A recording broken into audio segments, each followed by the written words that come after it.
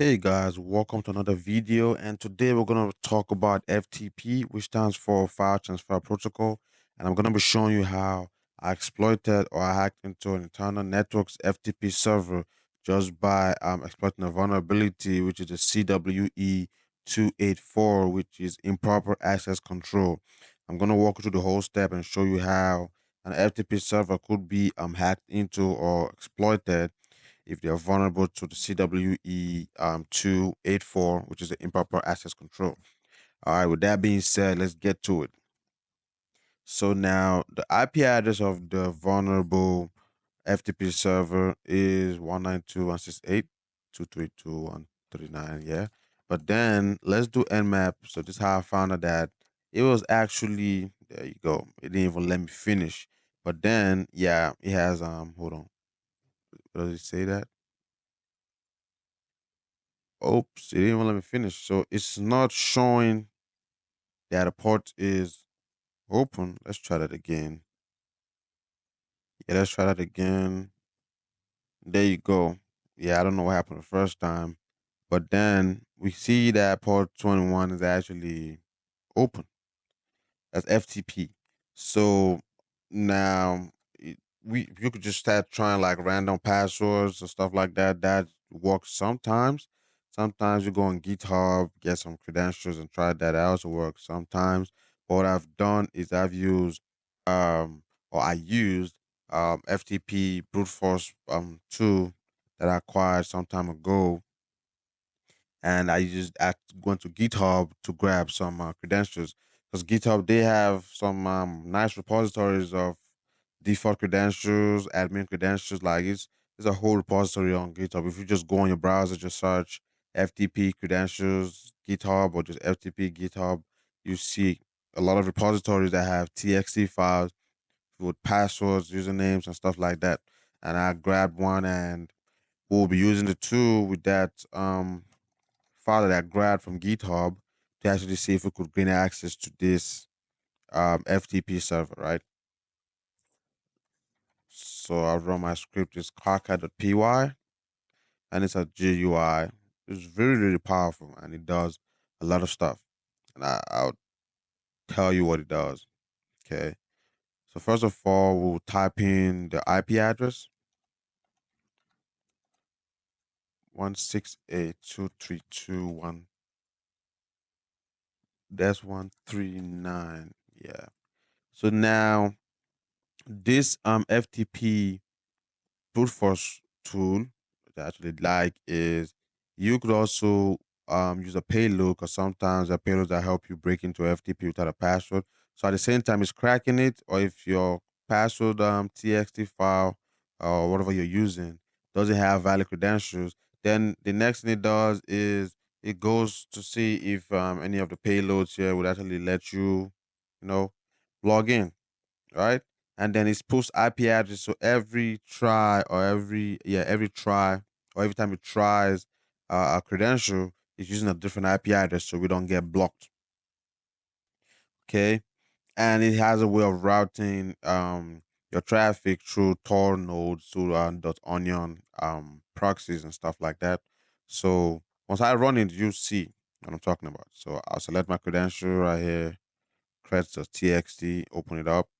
So we already have that loaded in, and we could pick any exploit. It doesn't really matter, but then I just pick this one. It works sometimes. And they have the IP address. We have payload ready, credentials ready, and we just do a launch.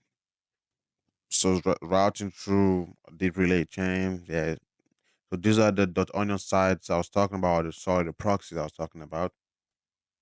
And then um so the payload it tested and said it was vulnerable. So if our credentials doesn't work, this will likely work. Okay, so this is just it's doing its thing right here, nothing too crazy. And then it's trying the credentials in the creds.txt file. Usually it's gonna go through the whole txt file quickly, and then if it doesn't find a valid credential, it's just gonna try using the payload to see if it can get access.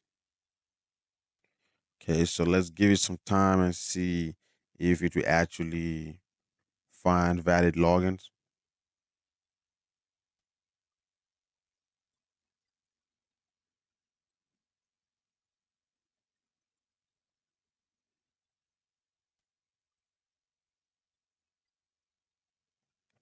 Okay, so it's still going.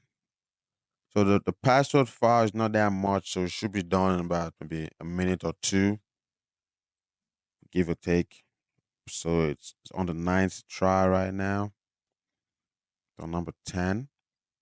I think the password file is about 20 passwords. So we should be rounding up. Give it time. Okay. Okay, there you go. Access granted. So we found a valid credential FTP user 1234. So we'll go ahead and just close this right now.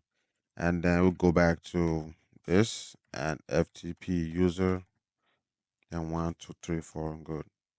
Now, something I discovered. This is the fun part, or this is the main part of this video, right? So if I try dir to list like all the files in the directory, it says command blocked. Okay. Now, when I was in the server going through like commands and stuff like that, I first thought it was broken, like it wasn't the FTP wasn't set up correctly. But then I realized that after typing a whole bunch of commands, that it might actually be a thing that would like this is how it was set up, so certain users cannot run some commands, right? So whoever that mean is, he's trying to be slick, so we can't run certain commands. So try DR again, doesn't work. Try ls, doesn't work. Um, so what I try to do is try to upload a file, because sometimes some FTP servers had this vulnerability. Like I said, the CWE, that was a 248. Oh, sorry, 284. Yeah, I got that wrong. The improper access control. Yeah. So I tried to do that. So all I had to do was, let me close this by. So I had my just a reverse shell .py script. It's not gonna run it, but then it's the fact that we're uploading a .py script. Let's see if that's gonna break the the bondage or the barrier, so we could actually run commands. So we'll go back again.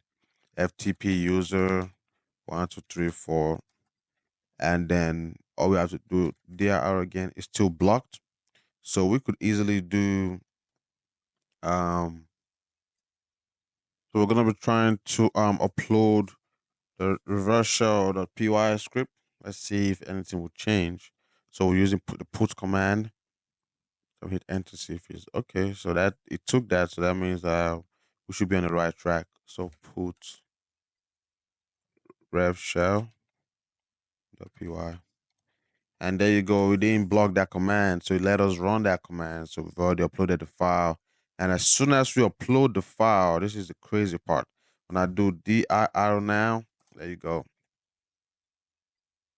Now everything is working. So DR wasn't working before, but because we were able to um exploit the 284 CWE 284 and bypass access control, now we've already broken that bondage or the barrier or the blockade, and now we are able to run commands that was blocked before. Okay. Now this might not work on all FTP servers. Just have to find the vulnerability on the server and exploit it. And I was able to find this vulnerability. I was able to exploit it. Okay. I hope you enjoyed this video, and I'll see you on the next video. Peace.